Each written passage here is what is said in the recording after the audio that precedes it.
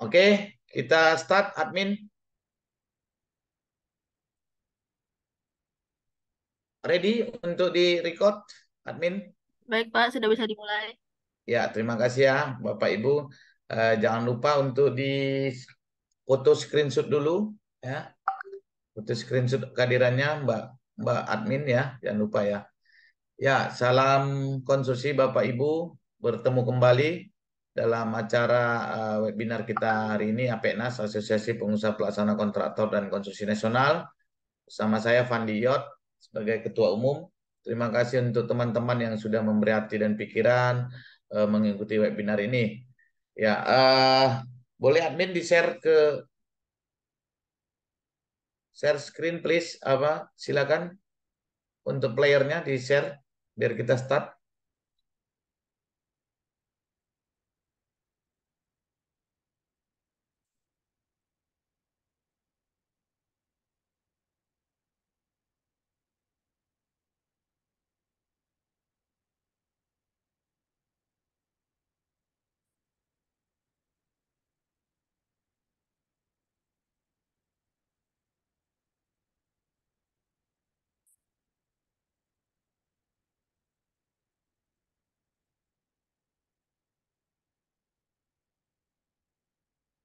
Ya, webinar kita kali ini di 18 Juli 2023 terkait penerangan hukum tindak pidana korupsi dalam pengadaan barang dan jasa. Bapak Ibu, perlu kita ketahui bahwasanya saat ini bicara hukum itu tidak terlepas dari kontraktor karena kontraktor akan senantiasa berkaitan dengan hukum, baik itu hukum kontrak, ya, hukum konstruksi maupun hukum pidana dan perdata. Untuk itu kami akan men-sharing ya penerangan hukum tindak pidana korupsi dalam pengadaan barang dan jasa. Ya, silakan di-share materinya.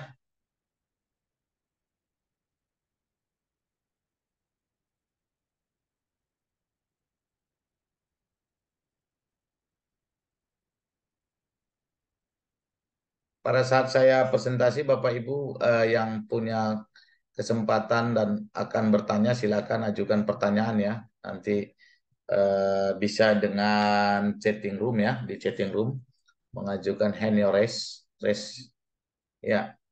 Oke, ini penerangan hukum tindak pidana korupsi dalam pengadaan barang dan jasa pada hari Selasa 18 Juli 2023. Semoga bisa bermanfaat untuk kita semua. Kita mulai. Silakan slide pertama. Next.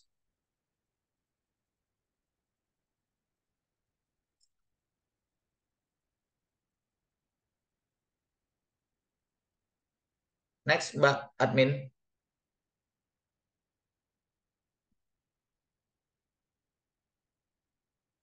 Mbak Admin, next.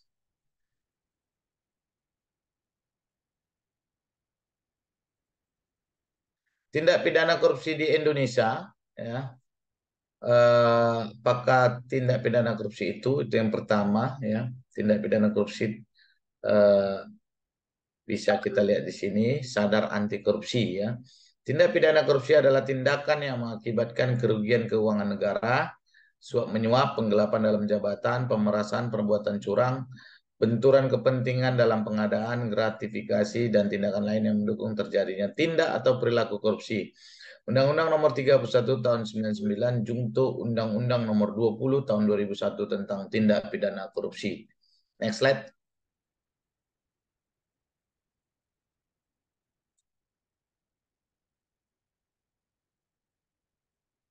Modus korupsi di 2020, di sini kita bisa lihat ya, Bapak Ibu, dalam nilai rupiah juga ya, sampai mencapai 16,9 triliun ya. Korupsi adalah kejahatan luar biasa, extraordinary crime dengan dampak buruk yang luar biasa juga. Korupsi di Indonesia sudah sangat mengkhawatirkan dan berdampak buruk pada hampir seluruh sendi kehidupan. Jadi dari sini kita bisa lihat ya, modus korupsi di Indonesia ada 4 kasus itu manipulasi saham, ada 33 kasus itu markup, ada 26 kasus proyek fiktif, ada 47 kasus ada penggelapan, ada 9 kasus penyalahgunaan kewenangan, ada 14 kasus laporan fiktif, ada 12 kasus pungli atau dengan nilai punglinya, ada 2 kasus gratifikasi, ada 6 kasus pemotongan, ada 6 kasus penyalahgunaan anggaran, ada 1 kasus anggaran ganda, dan ada 6 kasus suap atau gratifikasi ya. Dari nilai ini kita bisa lihat bahwasanya biaya ataupun nilai yang dirugikan itu sampai 16,9 triliun. Ya, next slide.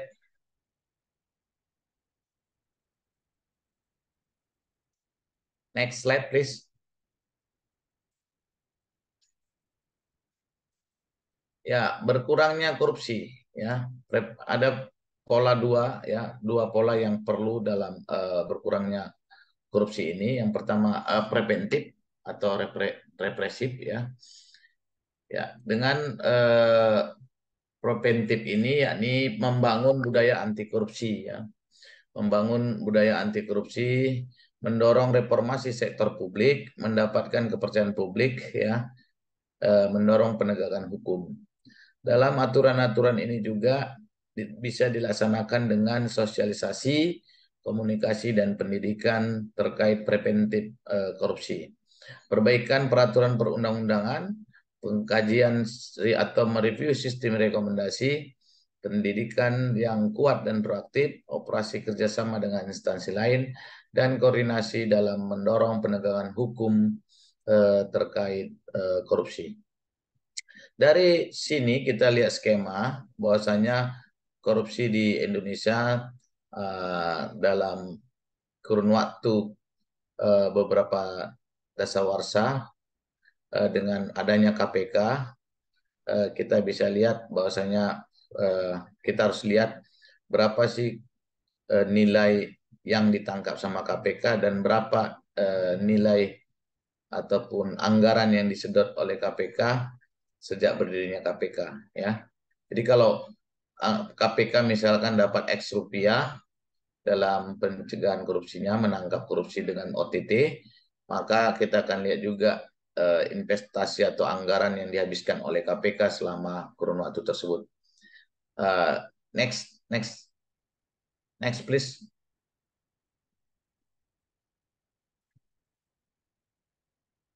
Next, please. Ya, di sini ada pendidikan anti korupsi, pendidikan seumur hidup, ya. 3 tahun pertama masa terpenting pertumbuhan otak manusia, baik dari dalam kurun waktu prakehamilan, ya, dalam kandungan, ya. Jadi di situ ada 4 bulan dalam kandungan primordial kopenan, ya.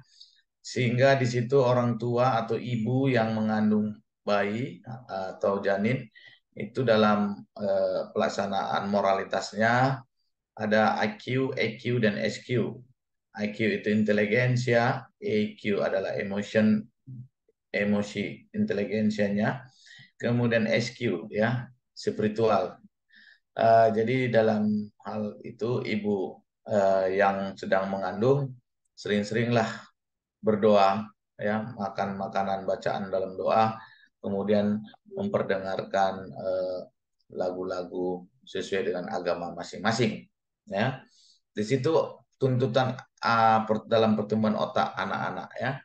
Kemudian dalam 0 tahun sampai 3 tahun, ya, pendidikan norma dan perilaku dasar dari lingkungan keluarga maupun lingkungan terdekatnya. Mungkin dari 3 tahun anak-anak sudah playgroup, ya. Jadi sampai TK, taman kanak-kanak, dan sampai kepada pendidikan dasar, ya, 6 tahun ataupun SD, ya. Nah, dari SD sampai ke remaja, SMP 12 tahun, kemudian ke menengah, ya, kemudian sampai ke perguruan tinggi, dan sampai di dunia kerja. Inilah yang dibutuhkan dalam penyelesaian masalah-masalah korupsi di Indonesia. Jadi semuanya itu berawal dari keluarga awalnya, kemudian sampai di dunia pendidikan dan di dunia kerja berikutnya. Semoga ke depan negara kita lebih baik dan semua orang tua yang saat ini menjadi orang tua bisa mendidik anak-anaknya ke arah yang lebih baik agar tidak tidak berkeinginan atau mau ataupun Mereka malu untuk korupsi, ya. Next.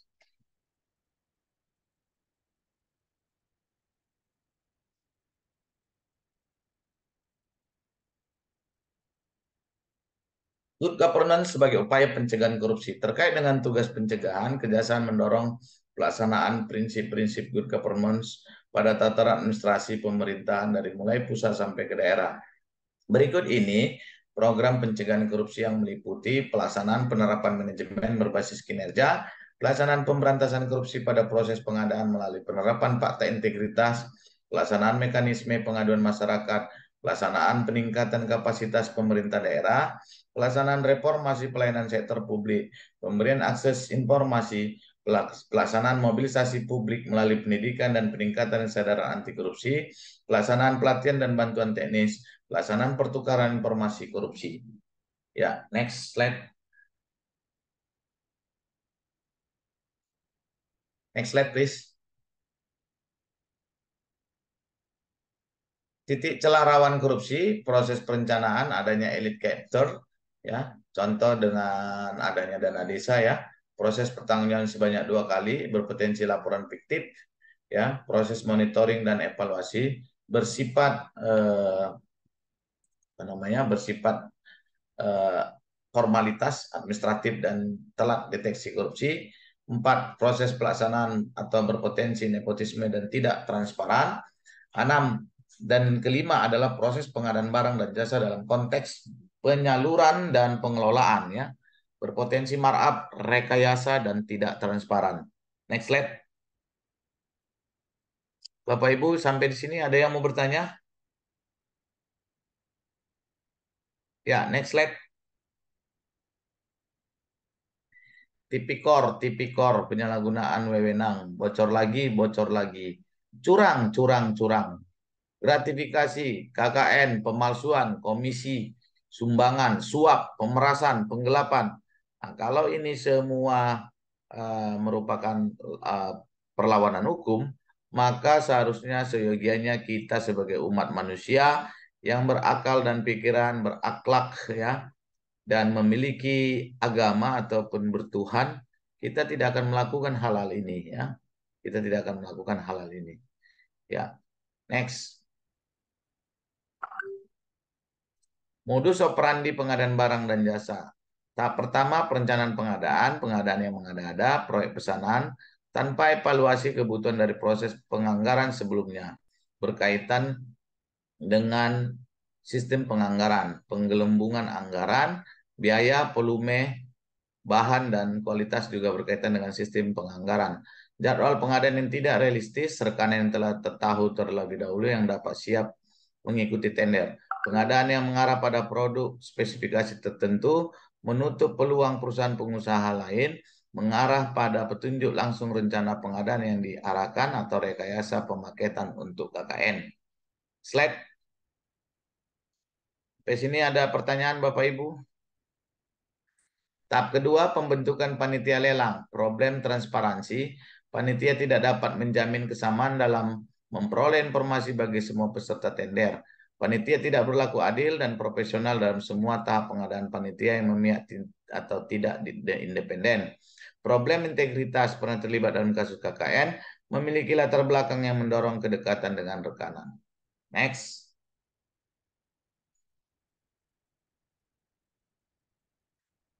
Tahap 3, prakualifikasi perusahaan. Proses prakualifikasi tidak dilakukan, hanya dilakukan satu kali untuk beberapa proyek pengadaan. Contoh kualifikasi perusahaan pada tender KPU, meloloskan perusahaan yang tidak memenuhi syarat administratif dan teknis, kelas perusahaan kecukupan modal dan cakupan perusahaan, meloloskan perusahaan memenuhi syarat tapi pernah memiliki cacat dalam kinerja pengerjaan proyek, meloloskan lebih dari satu perusahaan yang dimiliki oleh satu pengusaha, perusahaan banyak nama satu, alamat dan pemilik, meloloskan rekanan yang menggunakan dokumen palsu atau tidak mendapatkan legalisasi dari instansi terkait, panitia tender tidak melakukan pengecekan di lapangan. Next slide. Sampai sini ada pertanyaan Bapak Ibu? Tahap keempat, penyusunan dokumen lelang. Rekayasa kriteria evaluasi dokumen lelang yang non-standar, spesifikasi mengarah pada barang jasa tertentu, lingkup pekerjaan dan spesifikasi barang diikuti oleh kriteria evaluasi yang juga tidak rasional menutup kemungkinan lagi semua rekanan untuk memenuhi. Misal rekomendasi dari distributor utama di luar negeri yang hanya mungkin diberikan pada satu perusahaan di dalam negeri. Dokumen yang tidak lengkap juga dapat menyediakan peluang korupsi. Hal-hal biasanya tercakup di dalam dokumen lelang, lingkup pekerjaan, mutu, jumlah, ukuran, volume, jenis waktu pelaksanaan, petunjuk untuk peserta lelang, syarat kontrak, syarat teknis, daftar pekerjaan, serta gambar teknik referensi yang dibutuhkan peserta tender. Next slide.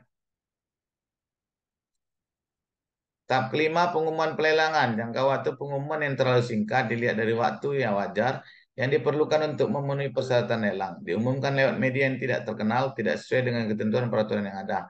Isi pengumuman lelang tidak lengkap. Tahap keenam, pengambilan dokumen lelang. Ada perbedaan informasi dokumen lelang yang diberikan kepada masing-masing peserta tender. Hal ini pernah dilaporkan oleh salah satu peserta tender kotak suara KPU. Next slide.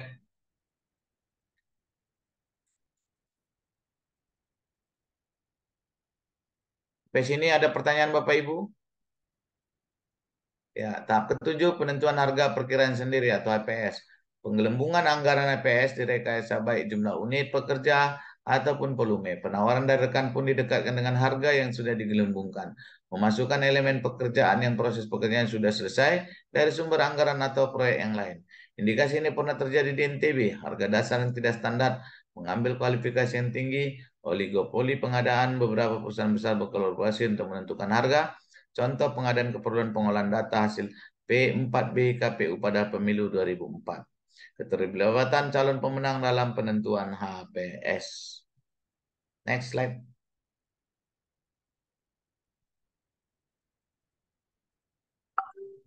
Tahap 8, penjelasan lelang atau unwizing. Pre-bid meeting terbatas. Rekanan tidak mendapatkan informasi yang lengkap dan terbuka. Informasi dilakukan di luar forum penjelasan. Ini mengakibatkan kesetaraan informasi dan mempengaruhi penawaran. Tahap 9, penyerahan penawaran harga dan pembukuan penawaran. Masalah ketepatan waktu, menerima penawaran di luar batas waktu. Next slide. Evaluasi penawaran tahap 10, evaluasi tertutup dan tersembunyi. Peserta lelang terpola dalam rangka berkolusi, tidak ada pengecekan lapangan konfirmasi untuk syarat teknis, akreditasi perusahaan dan administratif, kelengkapan persyaratan administratif, kriteria evaluasi cacat, tidak ada konfirmasi syarat jaminan penawaran. Pengumuman calon pemenang, waktu pengumuman sangat terbatas, tanggal pengumuman sengaja ditunda, pengumuman tidak informatif. Next slide.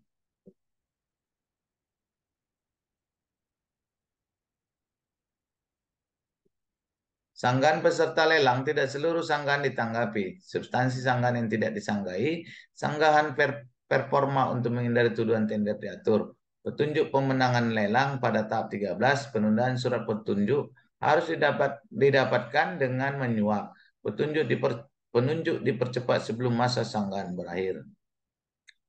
Tahap 14, penandatanganan kontrak perjanjian. Penundaan kontrak harus didapatkan dengan menyuap. Next slide.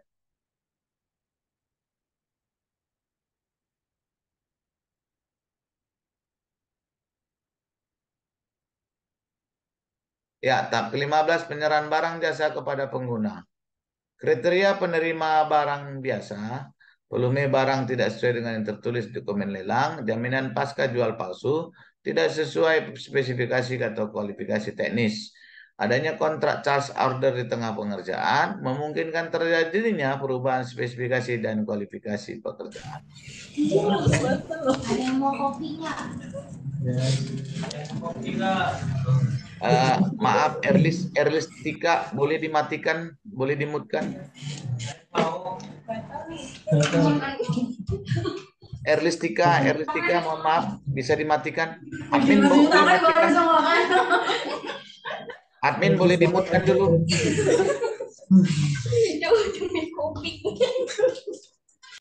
Admin boleh dimutkan ya. Terima kasih admin. Tahap 15, penyerahan barang jasa kepada pengguna. Ya, tadi kita ulang lagi ya, kriteria penerimaan barang volume barang tidak sesuai dengan yang tertulis di dokumen lelang, jaminan pasca jual palsu, tidak sesuai spesifikasi kualifikasi teknis, adanya kontrak charge order di tengah pengerjaan, memungkinkan terjadinya perubahan spesifikasi dan kualifikasi pekerjaan. Next slide.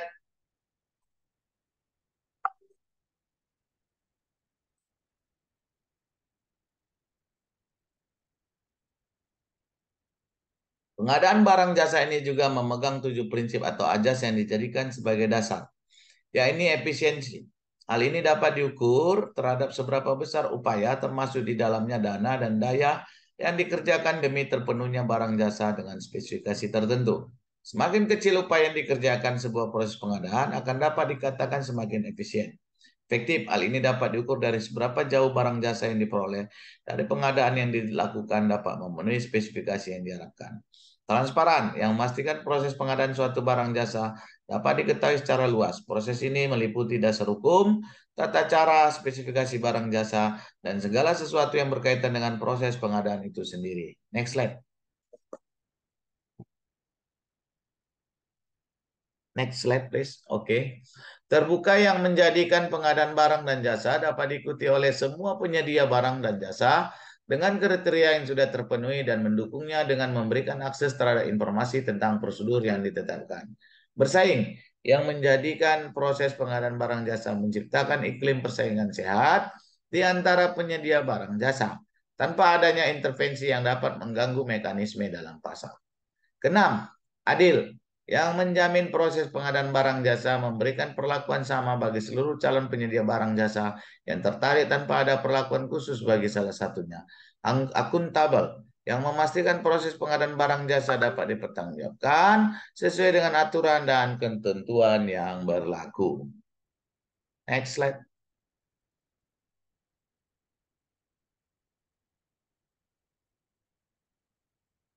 Apa yang dimaksud dengan korupsi? Definisi korupsi secara gamblang dijelaskan dalam 13 buah pasal dalam Undang-Undang 31 tahun 99 Junto Undang-Undang 20 tahun 2001. 30 bentuk jenis TPK dengan pengelompokan sebagai berikut. Kerugian keuangan negara berada di pasal 2 dan pasal 3. Suap menyuap pasal 5 ayat 1 huruf A, pasal 5 ayat 1 huruf B, pasal 13, pasal 5 ayat 2, pasal 12 huruf A, pasal 12 huruf B, pasal 11, pasal 6 ayat 1 huruf A, pasal 6 ayat 1 huruf B, pasal 6 ayat 2, pasal 12 huruf C, pasal 12 huruf D. Next.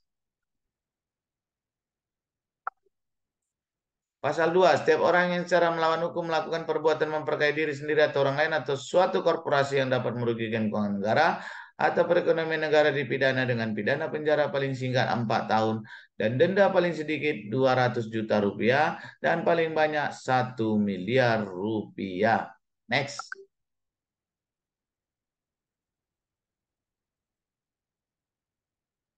Next.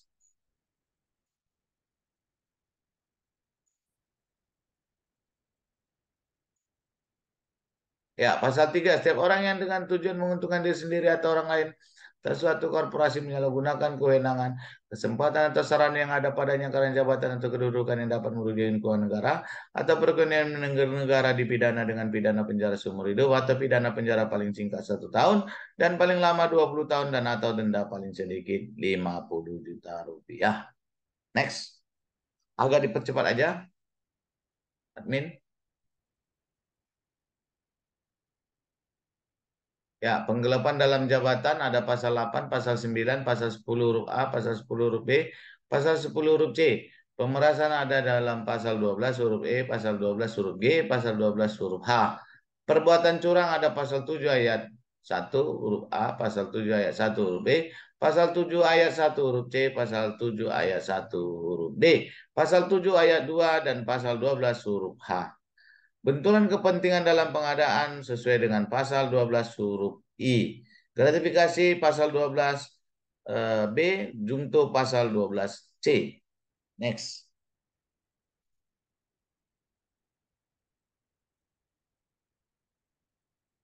Tindak pidana lain yang berkaitan dengan TPK merintangi proses pemeriksaan perkara korupsi pasal 21, tidak memberi keterangan atau memberi keterangan tidak benar pasal 22 junto pasal 28, bank yang tidak memberikan keterangan rekening tersangka pasal 22 junto pasal 29, saksi atau ahli yang tidak memberi keterangan atau memberi keterangan palsu pasal 22 junto pasal 35.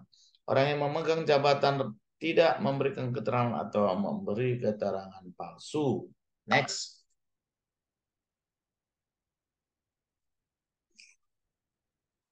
Sampai di sini ada pertanyaan Bapak Ibu, silakan. Silakan diisi ya. Absensinya silakan diisi. Gratifikasi pasal 12B Undang-Undang Nomor 20 Tahun 2001. Setiap gratifikasi kepada pegawai negeri atau penyelenggara negara dianggap pemberian suap, apalagi berhubungan dengan jabatannya dan yang berlawanan dengan jabatan atau tugasnya dengan ketentuan sebagai berikut. Yang nilainya 10 juta atau lebih dibuktikan bahwa gratifikasi tersebut bukan merupakan suap dilakukan oleh penerima gratifikasi. Yang nilainya kurang 10 juta, pembuktian bahwa gratifikasi tersebut suap dilakukan oleh penuntut umum.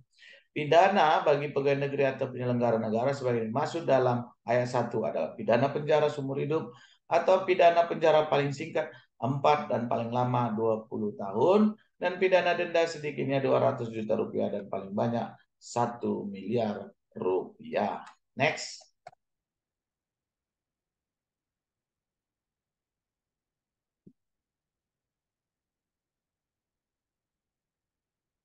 Pasal 12C ketentuan sebagaimana dimaksud dalam pasal 12B ayat 1 tidak berlaku. Jika penerima melaporkan gratifikasi yang diterimanya kepada Komisi Pemberantasan Tindak Pidana Korupsi, penyampaian laporan sebagaimana dimaksud dalam ayat 1 wajib dilakukan oleh penerima gratifikasi paling lambat 30 hari kerja terhitung sejak tanggal gratifikasi tersebut diterima.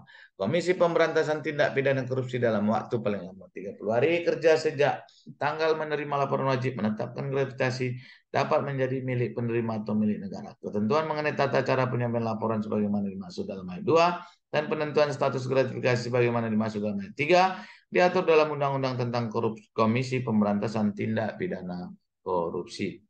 Next slide.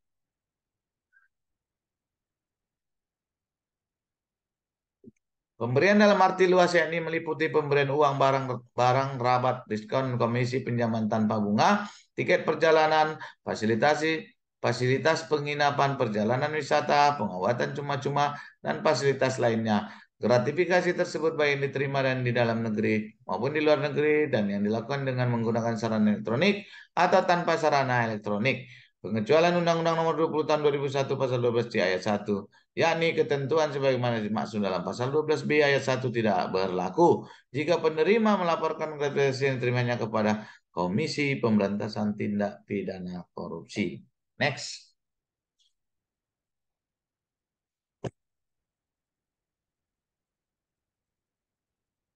Pemberian dalam arti luas yakni meliputi pemberian uang. Ya, ini next slide please. Sampai di sini Bapak Ibu ada mau bertanya? Ini materinya sedikit saja ya.